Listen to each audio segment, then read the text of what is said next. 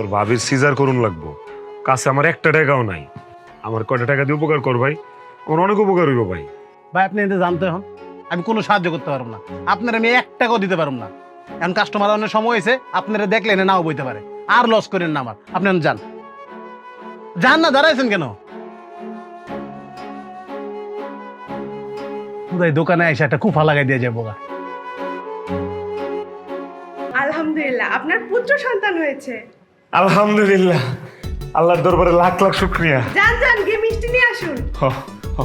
জুম্পাপা, ওই বাচ্চার মা কেমন আছে? বাচ্চার মা এবং আপনার ছেলে খুবই সুস্থ আছে, আর কিছুক্ষণ পরে আমরা বেডে দিয়ে আসবো।